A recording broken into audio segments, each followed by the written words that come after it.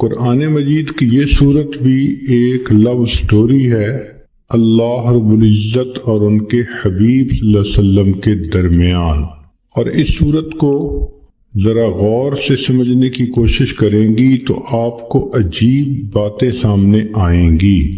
یہ صورت نزول کے اعتبار سے 10ویں نمبر پر نازل ہوئی۔ اس کے نازل ہونے کا بیک گراؤنڈ یہ ہے کہ نبی علیہ الصلوۃ والسلام اللہ رب العزت کی محبت میں تنہائی میں وقت گزارنے کو پسند فرماتے تھے۔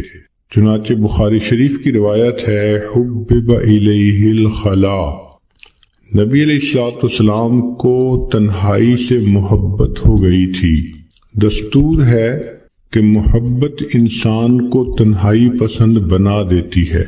جس کو محبت کا روگ لگ جائے وہ چاہتا ہے کہ میں الگ رہوں، محبوب کی سوچوں میں رہوں، مجھے کوئی ڈسٹرب نہ کرے۔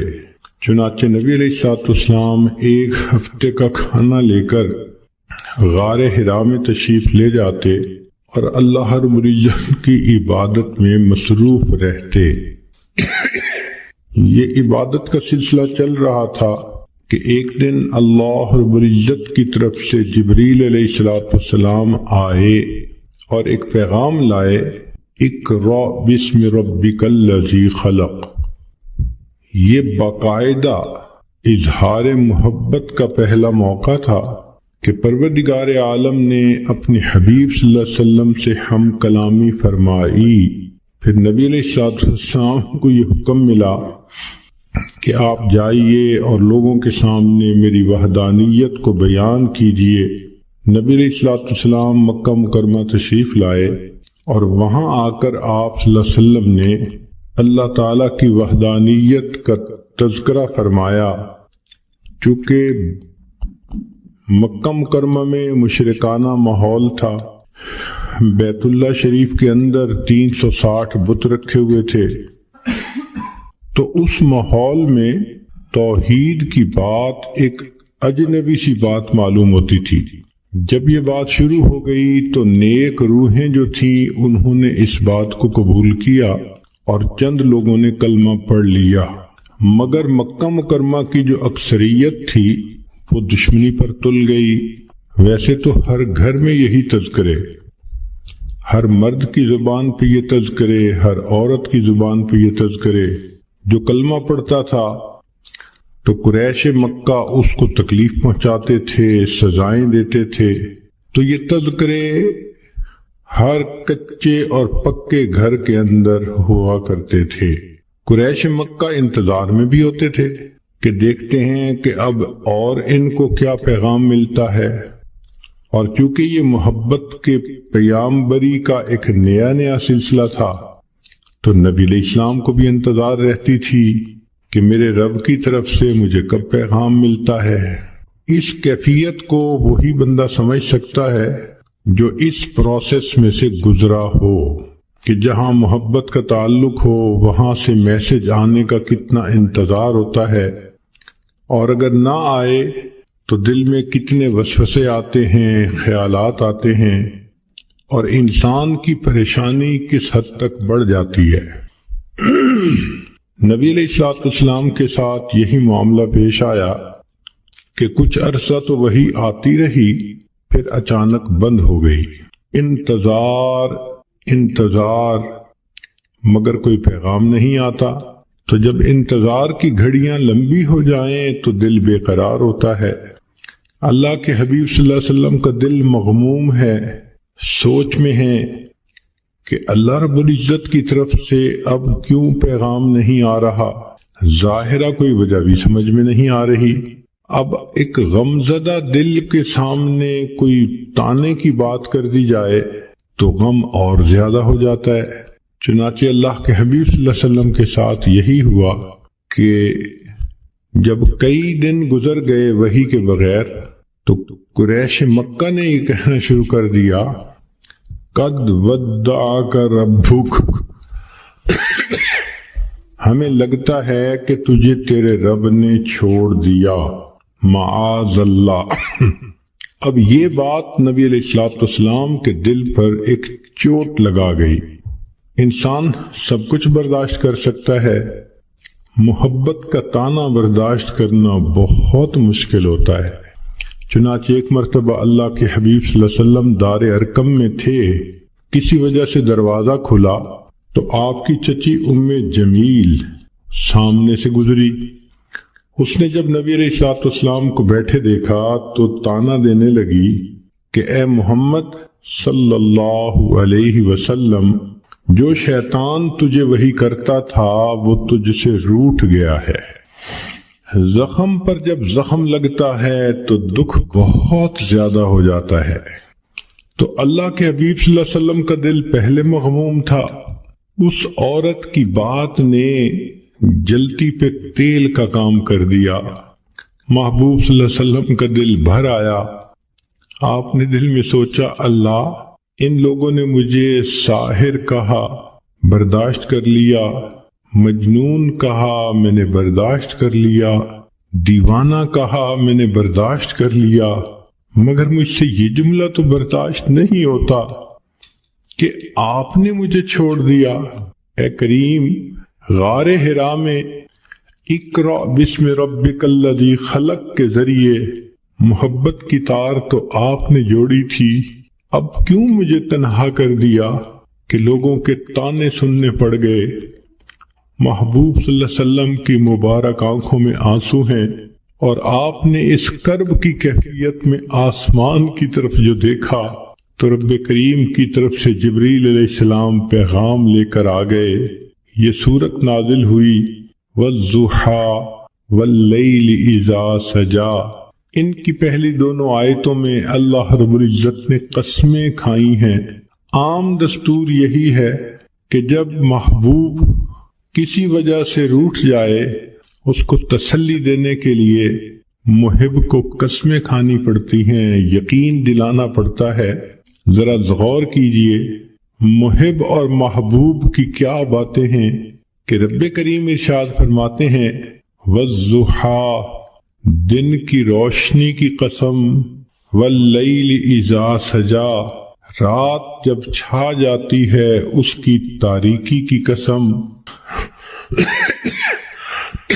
تو رب کریم نے دو قسمیں کھائیں، ایک دن کے سویرے کی قسم، رات کے اندھیرے کی قسم، دن کے ہنگاموں کی قسم، رات کے سناٹوں کی قسم، دن کی جلوتوں کی قسم، رات کی خلوتوں کی قسم۔ مقصود یہ تھا کہ زمانے کے حالات و واقعات کی قسم کھا کر فرمایا۔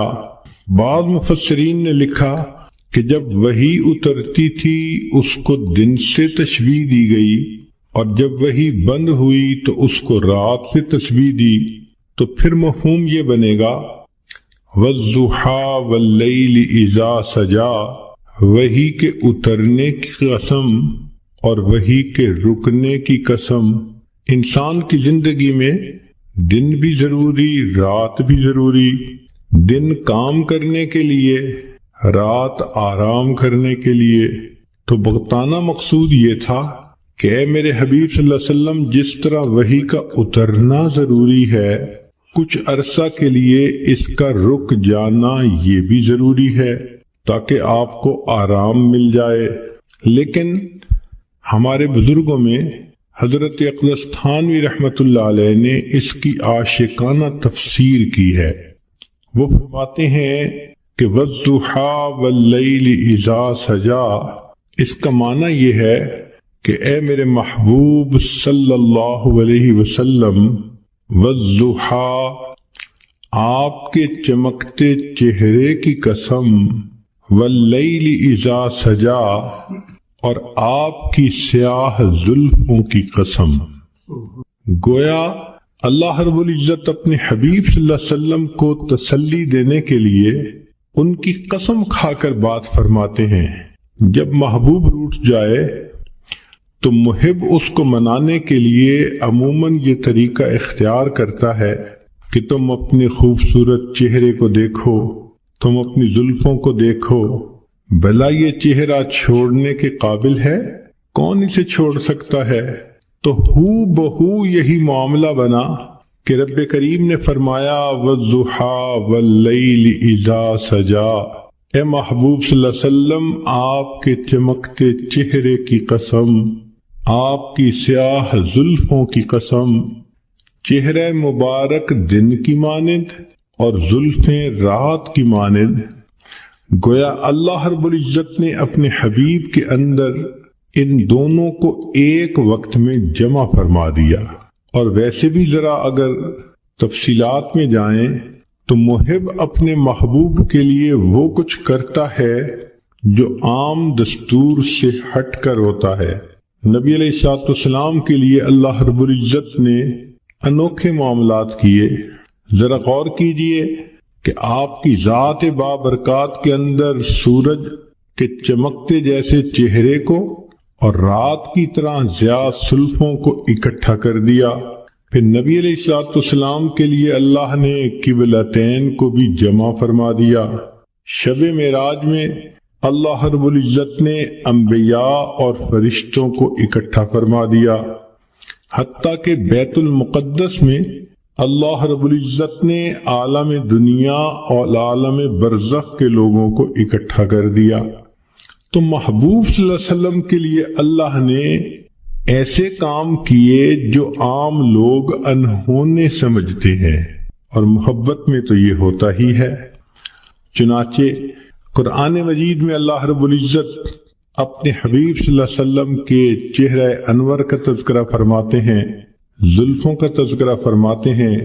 آپ صلی اللہ علیہ وسلم کی پیشانی کو اللہ نے والقمر کہا، آپ صلی اللہ علیہ وسلم کی مبارک آنکھوں کو ما زاغ البصر کہا، آپ صلی اللہ علیہ وسلم کے مبارک ہونٹوں کو اللہ رب العزت نے شفتین کہا، آپ صلی اللہ علیہ وسلم کے مبارک کانوں کو کل اذن خیر کہا، آپ صلی اللہ علیہ وسلم کی زبان مبارک کو لا تحرک بہی لسانک کہا۔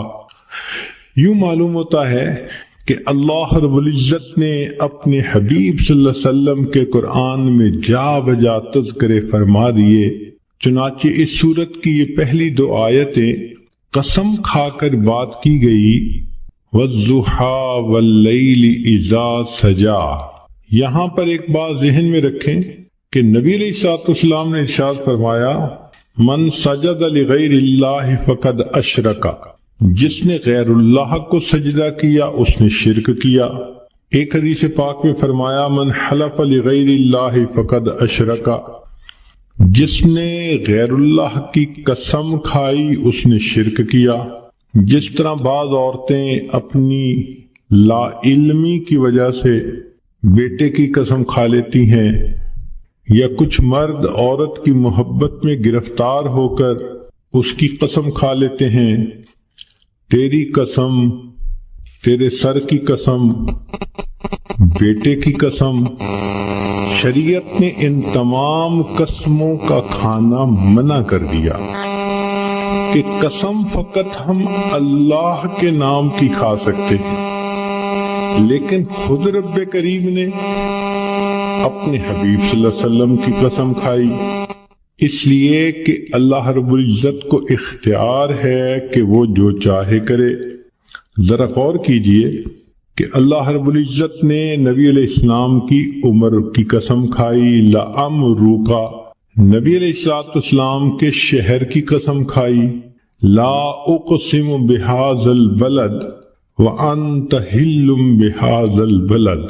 اللہ رب العزت نے نبی علیہ السلام کے زمانے کی قسم کھائی، والعصر، نسبتوں کی قسم کھائی، فلا وربک، لیکن اللہ تعالیٰ نے مخلوق کو منع کر دیا کہ تم کسی کی قسم نہیں کھا سکتے۔ تو مفسرین نے اس میں نکتہ لکھا کہ جس طرح اللہ رب العزت اپنی وحدانیت میں وحدہ لا شریک ہے، تو اللہ رب العزت نے اپنے حبیب صلی اللہ علیہ وسلم کو یہ شان عطا فرمائی کہ اے میرے حبیب صلی اللہ علیہ وسلم، آپ محبوبیت میں وحدہ لا شریک ہیں۔ میں آپ کی تو قسم کھا رہا ہوں، لیکن آج کے بعد کوئی بندہ اپنے محبوب کی قسم نہیں کھا سکتا۔ یہ شرف فقط اللہ نے اپنے حبیب صلی اللہ علیہ وسلم کو عطا فرمایا کہ جیسے آپ میری وحدانیت میں شرک کو برداشت نہیں کر سکتے، میرے حبیب صلی اللہ علیہ وسلم میں آپ کی محبت میں بھی شرک کو برداشت نہیں کرتا۔ چنانچہ آپ کی قسم تو میں نے کھائی ہے تاکہ آپ کی فضیلت بیان ہو، لوگوں کو منع کر دیا کہ تم اپنے محبوبوں کی قسمیں نہیں کھا سکتے۔ چنانچہ فرمایا وَالضُّحَىٰ وَاللَّيْلِ إِذَا سَجَىٰ، آپ کے چمکتے چہرے کی قسم، آپ کی سیاہ زلفوں کی قسم، سوچو تو صحیح بھلا ایسا چہرہ چھوڑنے کے قابل ہو سکتا ہے؟ لہذا فرمایا ما ودعک ربک وما قلا، آپ تیرے رب نے تجھے چھوڑا بھی نہیں اور تیرے رب نے تجھ سے منہ موڑا بھی نہیں۔ عام طور پہ دنیا میں محب محبوب کے درمیان جدائی کے دو اسباب ہوتے ہیں۔ پہلا سبب یہ ہوتا ہے کہ حالات ہی ایک دوسرے کو جدا کر دے، اور دوسرا سبب یہ ہوتا ہے کہ کسی بات پہ دونوں میں ناراضگی ہو جائے اور دونوں الگ ہو جائیں۔ تو ایک کو کہتے ہیں چھوڑ دینا حالات کی وجہ سے، اور دوسرے کو کہتے ہیں منہ موڑ لینا ناراضگی کی وجہ سے۔ تو اللہ رب العزت نے اس آیت میں دو لفظ استعمال کیے، اے میرے چمکتے چہرے والے محبوب، اے سیاہ زلفوں والے محبوب صلی اللہ علیہ وسلم، جس کا چہرہ اتنا خوبصورت، جس کی زلف ہی اتنی خوبصورت، بھلا ایسے محبوب کو کوئی چھوڑ سکتا ہے؟ ما ودعک ربک وما قلا، تیرے رب نے تجھے چھوڑا بھی نہیں اور تیرے رب نے تجھ سے منہ موڑا بھی نہیں۔ اب یہاں تک نبی علیہ الصلوۃ والسلام کی تسلی کا پیغام کافی تھا۔ صرف اگر یہ 3 آیتیں اتار دی جاتی تو بات مکمل ہو جاتی کہ نبی علیہ السلام کو میسج مل گیا کہ ہم نے آپ کو چھوڑا بھی نہیں، آپ سے منہ موڑا بھی نہیں۔ مگر محب فقط تسلی نہیں بلکہ پھر تشفی بھی کرواتا ہے تاکہ ان محبوب کے دل کو سکون ہو جائے۔ لہذا رب کریم نے اس کے بعد ایک عجیب بات فرما دی، فرمایا وَلَلْآخِرَةُ خَيْرٌ لَكَ مِنَ الْأُولَىٰ، اے میرے حبیب صلی اللہ علیہ وسلم، آپ کا آنے والا وقت آپ کے گزرے ہوئے وقت سے بہت بہتر ہوگا۔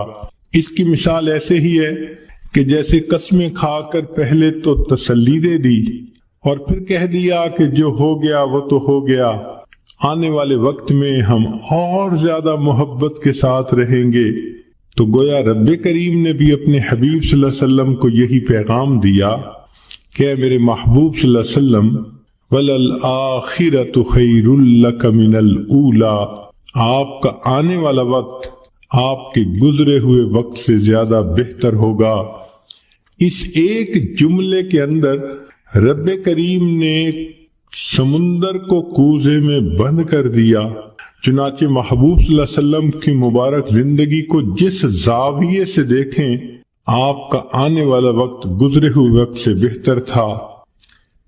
اے میرے حبیب صلی اللہ علیہ وسلم، جب آپ بطن مادر میں تھے تو آپ کا ولادت پانا اس سے زیادہ بہتر، پھر ولادت پانے سے آپ کا بچپن میں آنا زیادہ بہتر، بچپن سے آپ کا لڑکپن میں آنا زیادہ بہتر، لڑکپن سے آپ کا جوانی میں آنا اور زیادہ بہتر۔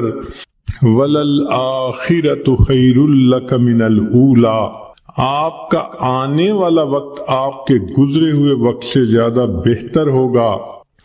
اے میرے حبیب صلی اللہ علیہ وسلم، جب آپ کنوارے حالت میں تھے تو آپ اس وقت بھی اچھے تھے، پھر آپ کا شادی کا ہو جانا اس سے بھی زیادہ بہتر ہو گیا، اور پھر شادی کے بعد آپ کو اولاد کا مل جانا اس سے بھی زیادہ بہتر ہو گیا۔ وَلَلْآخِرَةُ خَيْرٌ لَكَ مِنَ الْأُولَىٰ، آپ کا آنے والا وقت آپ کے گزرے ہوئے وقت سے زیادہ بہتر۔ چنانچہ جب آپ غار حرا میں جا کے عبادت کرتے تھے، آپ کا وہ وقت بھی بہت اچھا تھا، لیکن آپ پر وحی کا اترنا اور بھی زیادہ بہتر ہو گیا، اور پھر آپ صلی اللہ علیہ وسلم کا بیت المقدس میں جا کے انبیاء کی امامت کروانا اس سے بھی زیادہ بہتر ہو گیا، اور پھر آپ کا عرش کے اوپر جا کر اپنے رب سے ملاقات کرنا اس سے بھی زیادہ بہتر ہو گیا۔ وَلَلْآخِرَةُ خَيْرٌ لَكَ مِنَ الْأُولَى، اے میرے حبیب صلی اللہ علیہ وسلم، آپ کا مکہ مکرمہ میں رہنا بھی بہت اچھا، مگر ہجرت کر کے مدینہ میں آ جانا اس سے بھی زیادہ بہتر، پھر بدر کے میدان میں جو کامیابی ہوئی اس سے بھی بہتر، پھر احد کا معاملہ پیش آیا اس سے بھی بہتر، پھر خندق کے اندر جو آپ کو اللہ کی مدد ملی اس سے بھی زیادہ بہتر، پھر صلح حدیبیہ کا موقع آیا اس سے بھی بہتر، اور بالآخر آپ مکہ مکرمہ میں فاتح بن کر داخل ہوئے، وہ اس سے بھی زیادہ بہتر۔ وَلَلْآخِرَةُ خَيْرٌ لَكَ مِنَ الْأُولَى، اے میرے حبیب صلی اللہ علیہ وسلم، آپ کا دنیا کے اندر رہنا بہت اچھا، مگر پھر آپ کا دنیا میں پردہ فرمانا اس سے بھی زیادہ بہتر، پھر آپ کا حشر میں اٹھنا اس سے بھی زیادہ بہتر، پھر آپ کو مقام محمود کا ملنا اس سے بھی زیادہ بہتر، پھر آپ کو شفاعت کا تاج پہنایا جانا اس سے بھی زیادہ بہتر، آپ کا حوض کوثر پہ تقسیم کرنا پانی کو اس سے بھی بہتر، اور آپ کا امت کو لے کر جنت میں داخل ہونا اس سے بھی زیادہ بہتر۔ عام دستور تو یہ ہے کہ لوگ اعلیٰ سے ارذل کی طرف لوٹتے ہیں۔ لوگوں کو دیکھیے، جوانی میں حسن کیا خوبصورت ہوتا ہے، بڑھاپے میں حسن چلا گیا، جوانی میں طاقت ہوتی ہے، بڑھاپے میں طاقت چلی گئی، جوانی میں مال ہوتا ہے کہ انسان کماتا ہے، بڑھاپے میں مال بھی کم ہو جاتا ہے۔ تو عام آدمی کا دستور تو یہی ہے کہ حسن بھی کم ہو گیا، مال بھی کم ہو گیا، طاقت بھی کم ہو گئی، چاہنے والے بھی کم ہو گئے، تو عام انسان حتی یرد الی ارذل العمر، وہ اپنے ارذل کی طرف لوٹتا ہے، اعلیٰ ہوتا ہے، ارذل کی طرف لوٹ جاتا ہے۔ مگر اللہ رب العزت کے حبیب صلی اللہ علیہ وسلم کی شان نرالی، آپ کو اللہ نے ایک قاعدہ قانون بتلا دیا، میرے حبیب صلی اللہ علیہ وسلم، آپ کا آنے والا وقت آپ کے گزرے ہوئے وقت سے زیادہ بہتر ہوگا۔ اس میں جو خیر لکا فرمایا، تو یہ لکا کا لفظ آپ صلی اللہ علیہ وسلم کی امتیازی شان ہے، آنے والا وقت زیادہ بہتر۔ چنانچہ قیامت کے دن انبیاء پریشان ہوں گے، اللہ کے حبیب صلی اللہ علیہ وسلم اس وقت شفاعت فرمائیں گے اور امت کو لے کر جنت میں تشریف لے جائیں گے۔ کیا شان ہے اس اللہ کے حبیب صلی اللہ علیہ وسلم کی کہ جو ہر لمحے اعلیٰ سے اعلیٰ کی طرف جا رہے تھے، اور واقعی ان کی اللہ رب العزت نے ان کے ساتھ اس معاملے کو پورا کر دکھایا۔ ان کا آنے والا وقت ان کے گزرے ہوئے وقت سے زیادہ بہتر تھا۔ تو گویا مقصد یہ کہہ دیا، اے میرے حبیب صلی اللہ علیہ وسلم، یہ چھوٹنے والی اور ٹوٹنے والی محبت نہیں، پھلنے پھولنے والی اور مضبوط سے اضبط ہونے والی محبت ہے۔ سبحان اللہ، کیا تسلی کی بات اللہ نے فرما دی۔ تو غور کیجئے کہ ان 4 آیات میں اللہ تعالیٰ نے کام مضمون کو کیسے سمیٹ دیا۔ وَالضُّحَىٰ وَاللَّيْلِ إِذَا سَجَىٰ، اے محبوب صلی اللہ علیہ وسلم، آپ کے چمکتے چہرے کی قسم، آپ کی سیاہ زلفوں کی قسم، مَا وَدَّعَكَ رَبُّكَ وَمَا قَلَىٰ، تیرے رب نے تجھے چھوڑا بھی نہیں، تجھ سے منہ موڑا بھی نہیں۔ وَلَلْآخِرَةُ خَيْرٌ لَكَ مِنَ الْأُولَىٰ، اور آپ کا تو آنے والا وقت گزرے ہوئے وقت سے زیادہ بہتر ہوگا۔ پھر رب کریم نے آگے ایک اور بات فرما دی جس نے بات کو اور رنگ دے دیا۔ ارشاد فرمایا وَلَسَوْفَ يُعْطِيكَ رَبُّكَ فَتَرْضَىٰ، تیرا رب تجھے اتنا دے گا کہ تو راضی ہو جائے گا۔ محب اپنے محبوب کو اسی طرح تسلی دیتا ہے، میں تجھے اتنا پیار دوں گا، میں اتنا تیرا خیال رکھوں گا، میں اتنا تیرا تعاون کروں گا، تیرا ساتھ دوں گا، پشت پناہی کروں گا۔ وَلَلْآخِرَةُ خَيْرٌ لَكَ مِنَ الْأُولَىٰ، ایک تو آنے والا وقت گزرے وقت سے بہتر ہوگا، اور دوسرا وَلَسَوْفَ يُعْطِيكَ رَبُّكَ فَتَرْضَىٰ، تیرا رب تجھے اتنا دے گا کہ آپ راضی ہو جائیں گے۔ اس آیت مبارکہ سے اللہ کے حبیب صلی اللہ علیہ وسلم کی عجیب شان ظاہر ہوتی ہے۔ ساری دنیا کو دیکھ لیجئے، اللہ کی رضا حاصل کرنے میں سرگرم ہے۔ جس کو دیکھو اللہ کو راضی کرنے کے لیے کوئی سجدے کرتا ہے، کوئی قرآن پڑھتا ہے، کوئی روزے رکھتا ہے، کوئی مجاہدے کرتا ہے، کوئی رات اٹھ کے تہجد پڑھتا ہے، کوئی تسبیحات پھیرتا ہے، کوئی تنہائی میں بیٹھ کے رب کے سامنے ہاتھ اٹھا کے دعائیں مانگتا ہے۔ جس مرد کو دیکھو، جس عورت کو دیکھو، ہر کوئی اللہ کی رضا چاہتا ہے۔ اللہ ہم آپ کو راضی کرنے کے لیے چاہتے ہیں۔ انبیاء کرام کی زندگیوں کو دیکھو، آدم علیہ السلام نے کہا ربنا ظلمنا انفسنا، اس لیے کہ وہ اللہ کی رضا چاہتے تھے۔ نوح علیہ السلام نے طوفان کی حالت میں اللہ کی رضا مانگی۔ یونس علیہ السلام نے مچھلی کے پیٹ میں اللہ کی رضا مانگی۔ ایوب علیہ السلام نے بیماری کی حالت میں اللہ کی رضا مانگی۔ ابراہیم علیہ السلام نے اپنے بچوں کو، بیوی کو ایک وادی غیر ذی زرع میں چھوڑ کر اس سے اللہ کی رضا مانگی۔ یوسف علیہ السلام نے جیل میں جا کر مشقتیں اٹھا کر اللہ کی رضا مانگی۔ یعقوب علیہ السلام نے بیٹے کی جدائی پہ صبر کیا، اللہ کی رضا مانگی۔ موسیٰ کلیم اللہ نے کوہ طور پہ جا کر اللہ کی رضا مانگی۔ جس کسی کو دیکھو اللہ کی رضا کا طلبگار ہے۔ سبحان اللہ، اللہ کے حبیب صلی اللہ علیہ وسلم کی کیا شان ہے۔ اللہ فرما رہے ہیں وَلَسَوْفَ يُعْطِيكَ رَبُّكَ فَتَرْضَىٰ، میرے محبوب صلی اللہ علیہ وسلم، رب تجھے اتنا دے گا کہ تو راضی ہو جائے گا۔ آج ولی کو دیکھو، ابدال کو دیکھو، کسی قطب کو دیکھو، غوث کو دیکھو، ہر کوئی اللہ کی رضا کا طلبگار ہے۔ آج کسی قاری کو دیکھو، حافظ کو دیکھو، عالم کو، مجتہد کو، محدث کو، ہر کوئی اللہ کی رضا کا طلبگار ہے۔ آج کے دور میں ہر امیر، ہر غریب، ہر گولا اور کالا، ہر عربی اور اجمی، ہر مرد اور عورت اللہ کی رضا کے طلبگار ہیں۔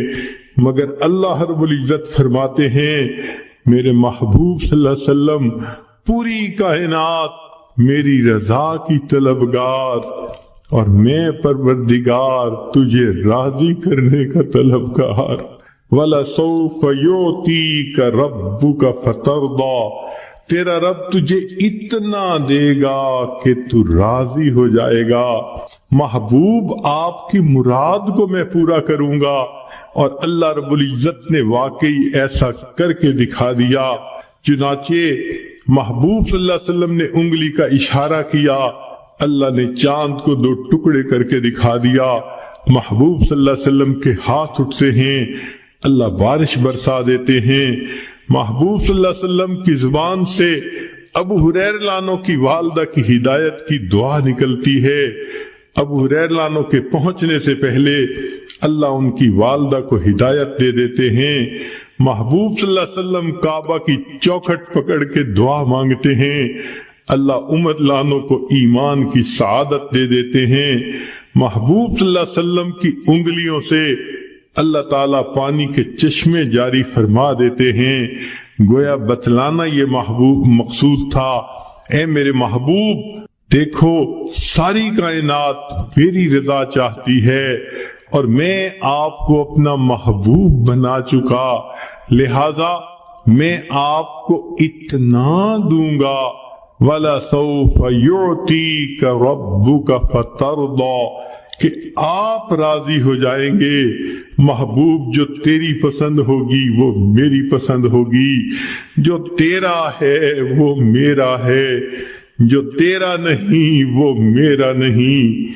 اس لیے ہمارے اکابر یہ کوشش کرتے تھے مدینہ طیبہ میں جا کر دفن ہونا نصیب ہو جائے تاکہ محبوب کا قرب نصیب ہو۔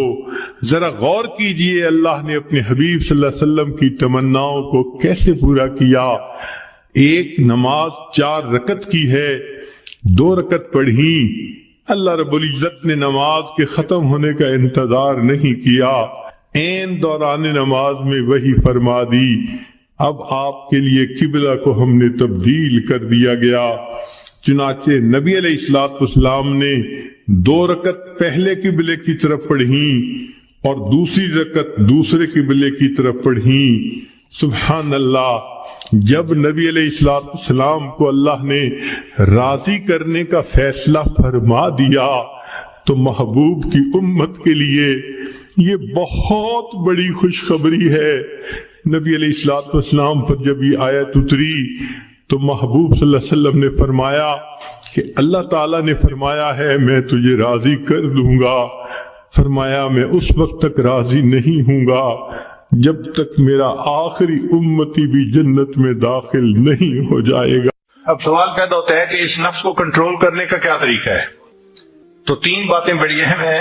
پہلی بات کہ نفس کو شہوات سے روکا جائے، کوئی بھی خواہش نفسانی انسان کے ذہن میں پیدا ہو فوراً اس پر عمل نہیں کرنا چاہیے بلکہ اس کو روکنا چاہیے، اس پہ عمل نہیں کرنا۔ تو نفس کو خواہشات سے روکا جائے، پہلی بات۔ دوسری بات، نفس پر عبادات کا بوجھ ڈالا جائے، جتنا زیادہ عبادت کا بوجھ ڈالیں گے اتنا نفس کمزور ہوگا۔ زیادہ نوافل پڑھیں، زیادہ تلاوت کریں، زیادہ روزے رکھیں، زیادہ ذکر کریں، جتنا عبادت زیادہ کریں گے اتنا نفس کمزور ہوگا۔ اور تیسری بات کہ اللہ سے دعا مانگتے رہے، کیونکہ نفس کی اصلاح اللہ کی رحمت کے بغیر ممکن نہیں۔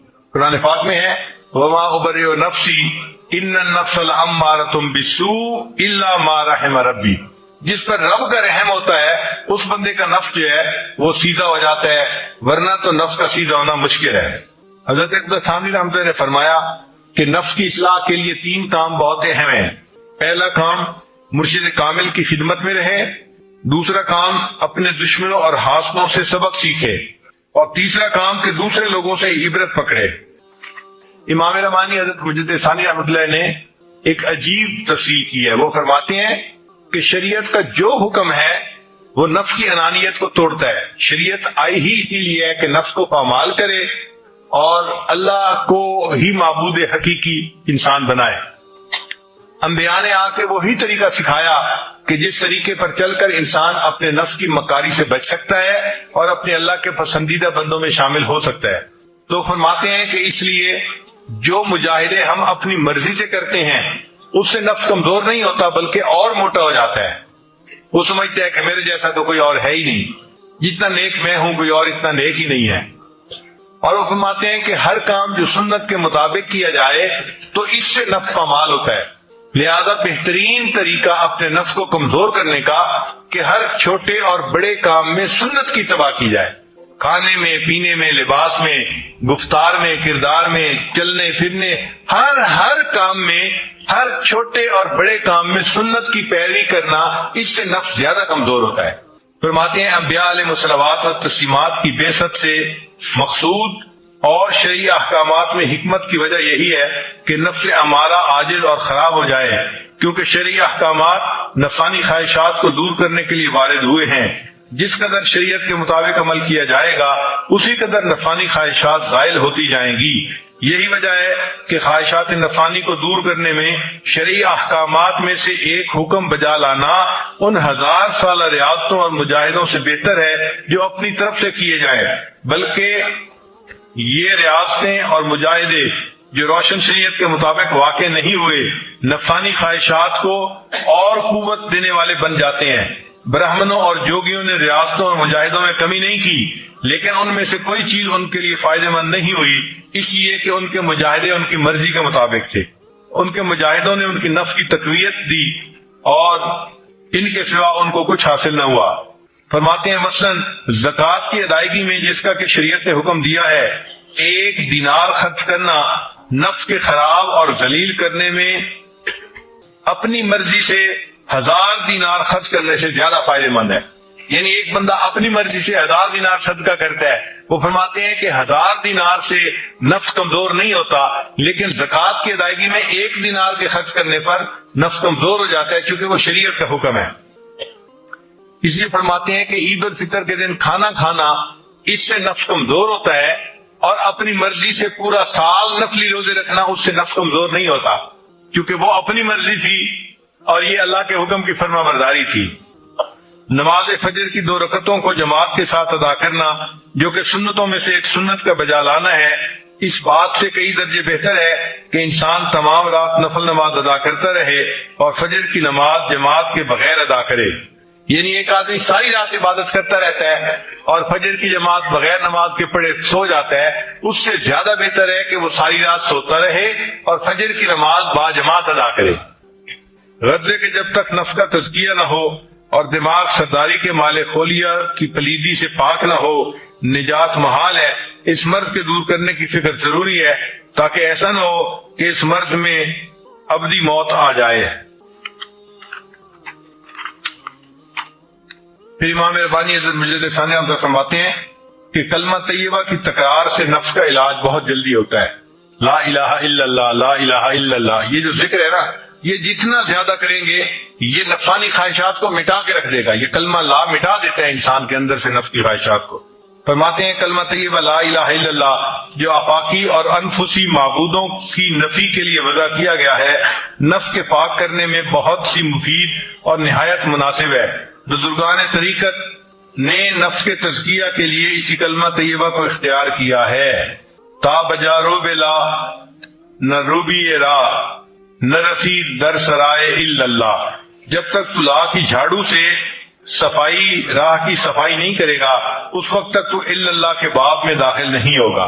یعنی لا الہ کی ذکر سے معبود جو ہیں نفسانی معبود ان کی نفی ہو جاتی ہے، تو جب معبودوں کی نفی ہو جاتی ہے تو انسان کو اللہ کے دروازے پر پہنچنے کی سعادت نصیب ہو جاتی ہے۔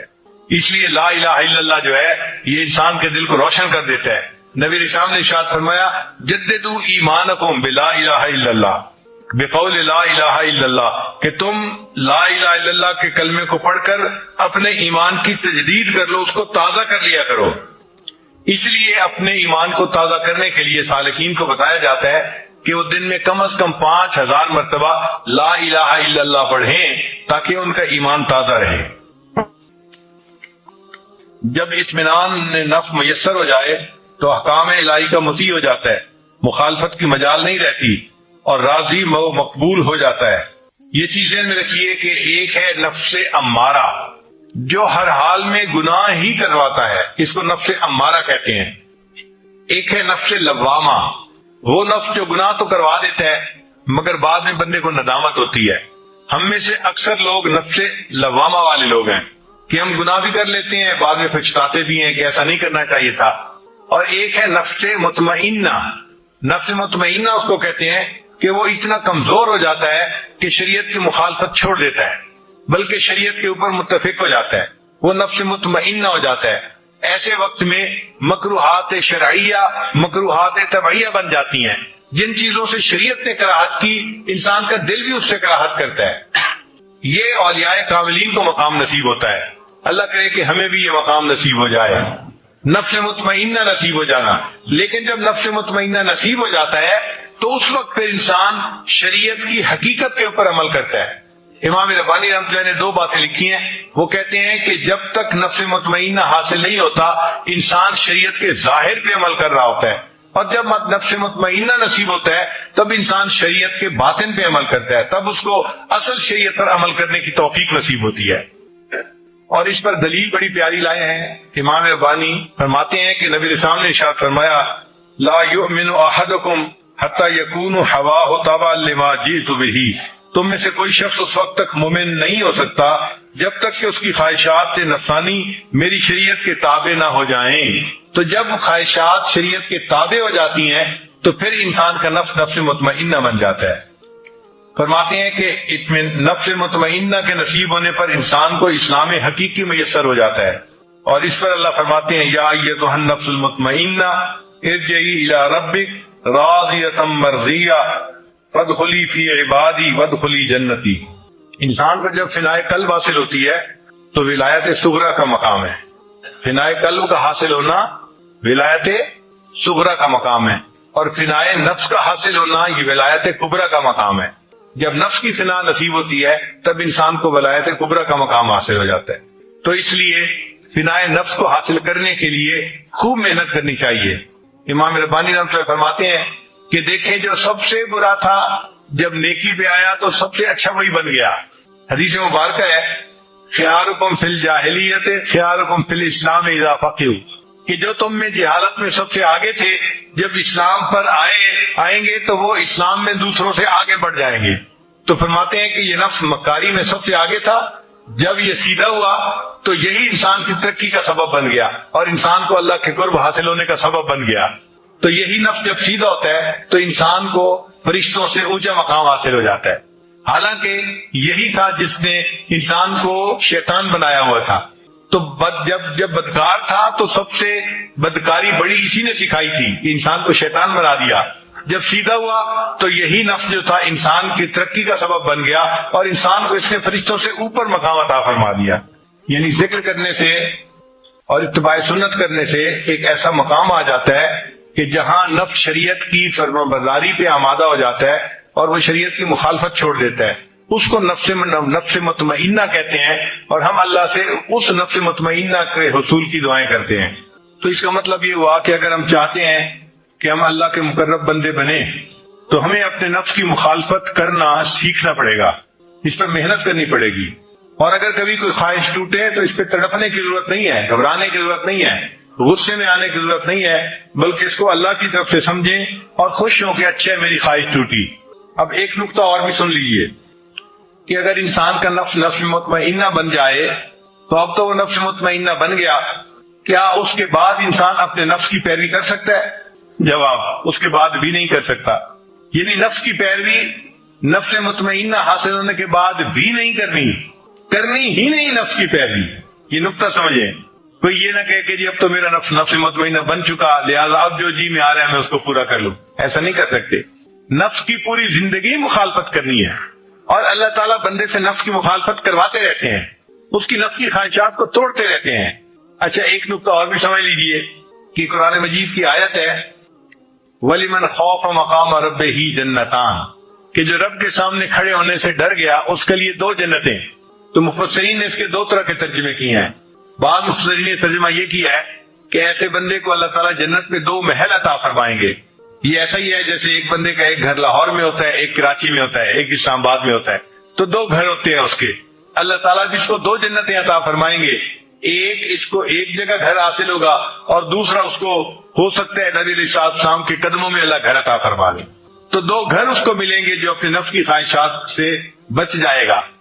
اور بعض مفسرین نے ترجمہ کیا ہے کہ نہیں، اس کا ترجمہ یہ ہے کہ اس کے لیے 2 جنتیں ہیں، ای جنت الدنیا و جنت الآخرہ.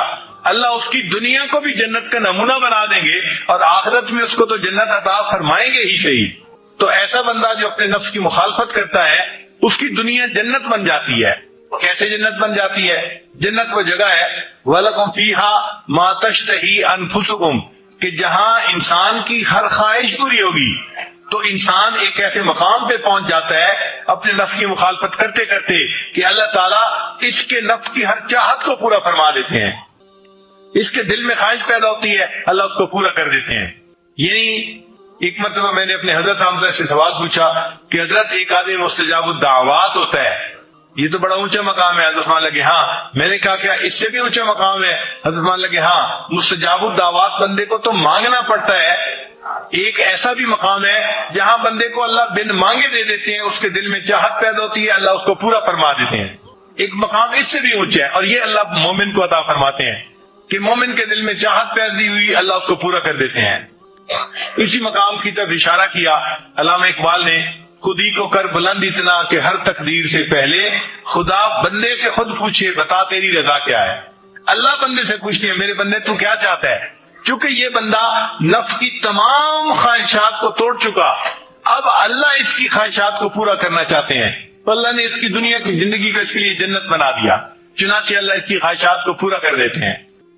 تو مقام مومن تو بڑا اونچا ہے، بڑا اونچا ہے کہ دل میں چاہت پیدا ہو، اللہ اس کو پورا فرما دے۔ ہمارے بعض بزرگ ایسے تھے کہ جنہوں نے اپنی زندگی کے آخری حصے میں کہا کہ ہمیں دنیا میں جنت کا مزہ آ رہا ہے، اور واقعی ان کو اللہ نے ایسی زندگی دے دی کہ ان کی جو چاہت ہوتی تھی، دل میں خواہش ہوتی تھی، پوری ہو جاتی تھی، اللہ ان کے دل کی خواہش کو پورا فرما دیتے تھے۔